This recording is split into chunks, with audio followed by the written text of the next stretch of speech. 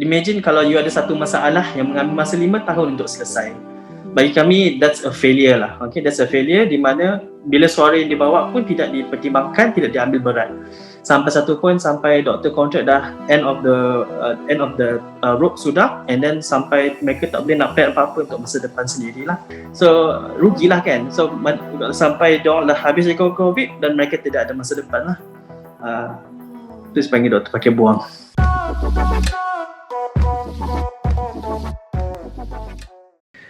Sebagai permulaan, saya Dr. Fauzi Rahim lah. Okay. Sekarang ni saya berada di private sector.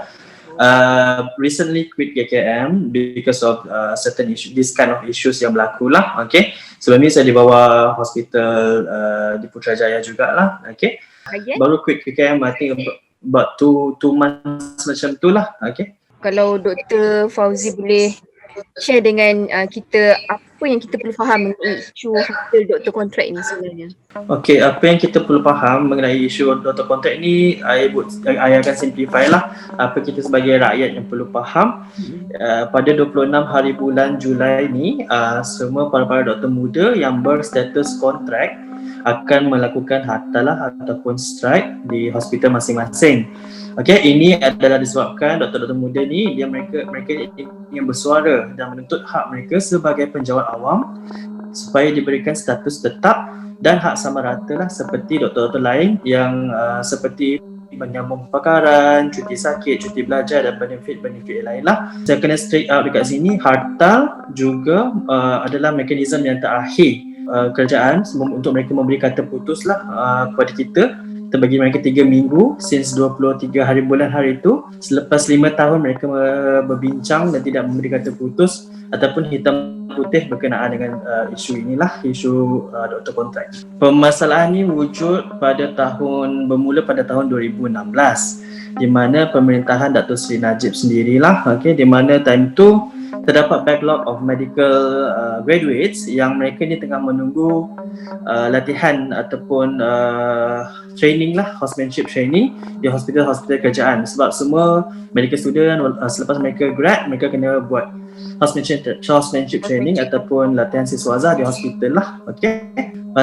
Masa tu memang tak ada polisi ataupun kriteria yang jelas lagi bagi doktor kontrak, sehinggalah pada tahun sekarang ni sampai 2021 pun dan 5 tahun kita hanya diberikan berita seperti perbincangan, orang kata nak mengkaji semua itulah, sampailah ada lagi yang ada batch yang pertama ataupun batch yang awal sekali lagi 6 bulan akan tamat kontrak mereka. Iaitu bulan Disember ni lah. Sampai sekarang pun kami tidak menemui apa-apa news lah. Okay? Mereka pun tak ada hala tuju lagi. So hal ni tidak boleh, dia tak selesai mungkin, kami rasa mungkin disebabkan dengan pertengkaran politik di negara kita dan tidak ada suara yang cukup kuat yang bagi mereka ini untuk mengurus para doktor kerajaan yang asyiknya ditindas dan diperlakukan sebagai doktor pakai buang lah. Apa yang kita kata doktor pakai buang sebab apa tau? Kebanyakan frontliner sekarang yang menjaga COVID, jaga PPV semua tu, semua ni adalah kebanyakannya doktor kontrak. Di mana kontrak mereka diperbaharui dengan macam setahun dia punya kontrak dia terima untuk 1 tahun di bahagian COVID saja. So anda kata doktor-doktor muda ni nak menyambung kepakaran, minat mereka semua, mereka tak dapat lah sebab kontrak mereka disambung untuk menjaga COVID saja. So rugilah kan. So sampai diorang dah habis COVID dan mereka tidak ada masa depan lah. Terus panggil doktor pakai buang. Tempoh yang ditetapkan oleh KKM untuk para doktor ni menjalani tempoh kontrak ni selalunya berapa lama dan berapa lama pula memang akan diserap masuk sebagai menjawat jawatan tetap? Berbezanya jawatan doktor di Malaysia di bawah Kementerian Kesihatan ni, dia tak sama dengan penjawatan guru, tak sama dengan penjawatan lain lah. Sebelum ini memang tidak wujud langsung penjawatan doktor kontrak sebab doktor dikategorikan sebagai essential service keperluan dan memang every year diperlukan. Okay, the seats are there, memang diorang kena fill up dia punya quota lah. Okay, setakat ni doktor kontrak yang ada sudah pun dah ke tahun ke-5 lah. Tahun ke-5 dan mereka hanya diperbaharui kontrak 1 hingga 2 tahun sahaja. Okay, tak ada tempoh kontrak berpanjangan dan benefit pun mereka memang berlainan dengan yang berstatus tetap. So andai kata doktor-doktor kontrak ni nak ambil pakar ke apa, mereka tidak boleh buat sebab mereka punya kontrak memang diperbarui 1 tahun ataupun 2 tahun saja. Kepakaran at least 3 to 5 years. So mereka dah macam tersepit di situ lah, on that end dekat situ. Apa mereka buat? Mereka akan sama ada berhijrah ke luar negara ataupun mereka membatalkan niat mereka sendirilah untuk mengambil perkara yang mereka nak menjurus lah. Okay, ada atau tak persatuan ataupun pertubuhan yang membela kebajikan doktor-doktor kontrak ni sebenarnya? Kami hanya mempunyai satu badan NGO di Malaysia, iaitu Malaysia Medical Association lah, MMA. Tapi kita tidak ada badan yang khas seperti mana Suruhanjaya Jaya untuk yang menjaga guru semua tu lah. Kita tak ada yang memang specifically. Kita hanya ada badan NGO sahaja. Yang telah dibuat pun benda setelah disuarakan dah 5 tahun kan. So memang MMA yang bantu kami untuk bagi kata putus lah. Tetapi sebab MMA ini bukan badan politik, bukan, mereka hanya NGO sahaja yang membawa suara kami. So imagine kalau you ada satu masalah yang mengambil masa 5 tahun untuk selesai. Bagi kami that's a failure lah. Okay, that's a failure di mana bila suara yang dibawa pun tidak dipertimbangkan, tidak diambil berat. Sampai satu point sampai doktor kontrak dah end of the rope sudah, and then sampai mereka tak boleh nak plan apa-apa untuk masa depan sendirilah. And then apa pula masalah yang sering dihadapi oleh doktor-doktor kontrak? Kenapa dia tak boleh nak sambung kepakaran? Maksudnya tak boleh nak further nak study untuk jadi doktor pakar ke? Selain daripada isu tu, ada masalah ni. Satu, tiada jaminan pekerjaan, di mana since 2016 there's only like 3% sahaja yang dapat status tetap dan boleh menyambung pelajaran dan karier kepakaran mereka lah. Itu yang pertama. Sebab untuk bidang doktor ni dia bukannya macam bidang guru ataupun bidang-bidang lain, engineer lah.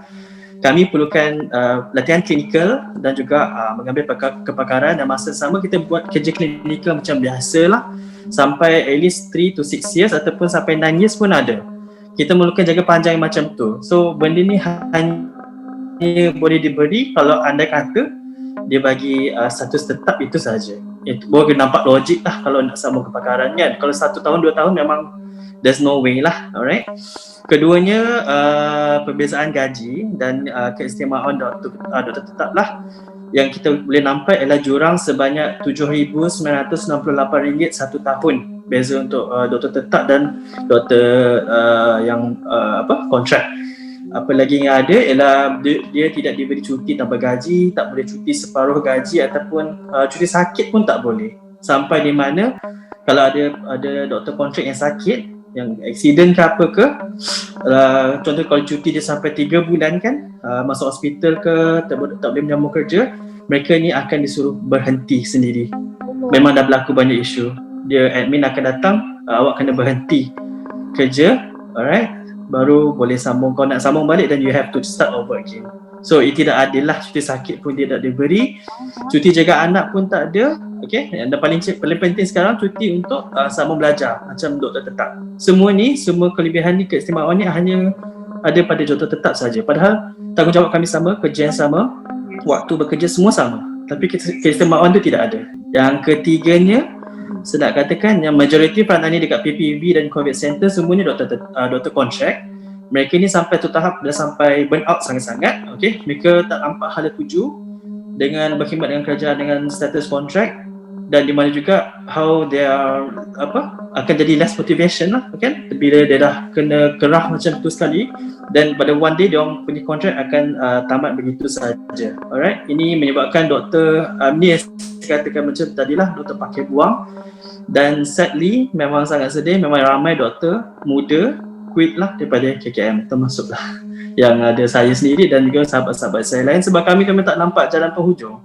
So kami terpaksa quit daripada KKM. Apa pula kesan isu doktor kontrak ni kepada sistem kesihatan kita pula? Ini yang kita nak fahamkan kepada semua orang lah, semua pada rakyat Malaysia, di mana kesan ni akan dapat dirasai oleh rakyat Malaysia di masa hadapan lah, di mana ramai doktor akan meletakkan jawatan dan mereka akan pergi ke private sector, ke swasta, dan sampai satu peringkat tu tidak akan ada doktor pakar di hospital kerajaan.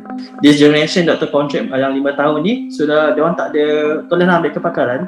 So yang tinggalnya pakar-pakar yang lama tu lah, yang dah tua, yang dah lama di dalam dalam servis lah. So that gap memang akan rasa lah jurang kat situ. Dan apa yang akan berlaku lagi, akan terjadinya delay in healthcare management. Kalau sekarang pun kita dah tunggu untuk dapat temu janji klinik pun dah berbulan-bulan. Yes. Imagine kalau masa depan doktor muda makin kurang, alright, dan pakar pun makin kurang. So in the end kita kena tunggu 3 hingga 6 bulan untuk jumpa pakar. Dan kalau kat kecemasan tu kita boleh tunggu 6 hingga 8 jam sebab kita tak ada doktor pakar yang untuk merawat rakyat Malaysia sendiri. So yang akan paling banyak efek adalah kepada rakyat yang B40 nantilah. Mereka ni tidak mampu untuk pergi ke swasta untuk mendapatkan rawatan. So mereka punya solution will go to hospital dan menunggu. Ada pula yang berpendapat macam sekarang juga masih sesuai lah doktor-doktor kontrak ni nak ketengahkan isu harta doktor kontrak ni sebab yelah kita kan tengah pandemik sekarang kan, macam kes pun dah beberapa hari seminggu. Pandangan doktor pula macam mana? There was never a good timing for this lah. Okay, dengan keadaan sekarang pun kita PKP, politik pun macam ni pun, kes pun memang tak dapat dibendung dengan lebih baik. Apa yang hasil daripada semua ni yang akan buat yang akan lagi melarat adalah mereka yang menjaga di COVID center tu lah, which is doktor muda juga. Mereka pun dah burn out dan makin lama quit. Dalam masa setiap hari mesti ada orang quit. If we don't do it now, sooner or later diorang akan quit juga. So there is like a 6 months gap lah, 6 bulan lagi sampai Disember kan. So memang makin ramai orang quit sebab memang tak tahan dengan keadaan sekarang pun. So there is never a good time bagi I. And kenapa pilih waktu ni? Macam kenapa tak sebelum COVID ke? Satu, pressure ni kita boleh rasa sekarang because lagi 6 bulan the first batch akan tamat kontrak. Itu satu. Dan keduanya, kita orang tak nampak how serious is the government handling us, the contract doctors.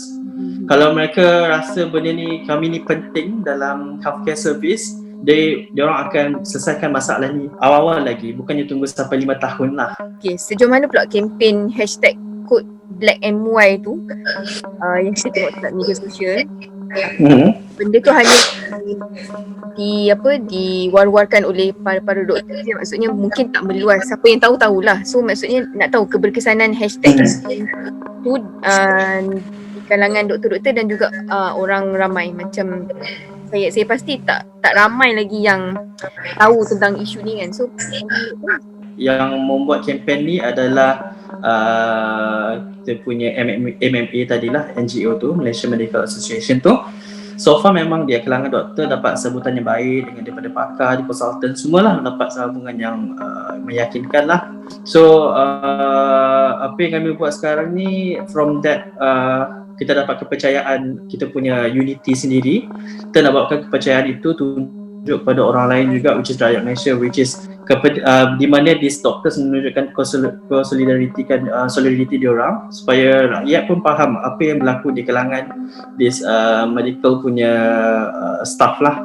Kami mengharapkan agar yang kempen yang MMA buat tu, apa yang mereka lakukan boleh membantu kami jugalah, harta doktor kontrak ni, untuk mencapai matlamat yang sama lah. Sebagai salah seorang doktor yang dah quit daripada government kan, and then pilih cara pada tu, harapan doktor supaya ini diselesaikan.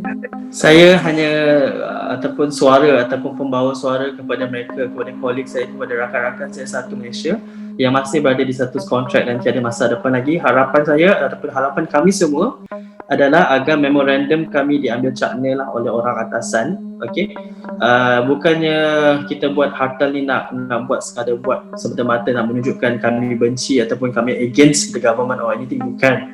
Tapi idea perjuangan ni adalah untuk kita boleh mengubah masa hadapan diri sendiri, the doktor kontrak, dan juga rakyat dan juga Malaysia di masa hadapan lah. Mengharapkan adalah agar rakyat Malaysia pun menyokong apa yang kami cuba perjuangkan. Apa yang kami buat sekarang ni adalah untuk rakyat Malaysia sendiri juga. Bukannya sebab kami dah belajar bertahun-tahun di medical school dan kami tak nak kami punya future dan also apa yang kami belajar dan apa tax money yang rakyat Malaysia sendiri bayar, dah sponsor kami JPA marah semua. At the end of the day, yang dapat keuntungan ni adalah private. Young talents adalah negara luar, negara-negara lain. So jangan bazirkan begitu sahajalah. Okay, we want to give back to the country. Cara orang ramai nak sokong macam mana pula? Kita push kita punya government supaya mereka take serious lah on our memorandum. Mereka kata akan bawa isu kami ke kabinet semua kan. So kita kena push, kita kena, petition is out there, hashtag is out there, gambar-gambar untuk solidarity is everything is out there lah. So kami pun dah menyebarkan everything through all medium, news, social media semua, dan kami sahaja tapi ini isu semua sebagai rakyat Malaysia jugalah. Kefahaman lah, untuk kefahaman semua lah. Kefahaman yang penting kan, sebab orang ramai masih tak aware lagi pasal pembimbingan. Moga ada penyelesaian lah dan penyelesaian yang konkret lah maksudnya bagi melindungi kebajikan. Betul. Alright, thank you very much Dr. Fauzi. No, thank you. Thank you. Assalamualaikum. Salam.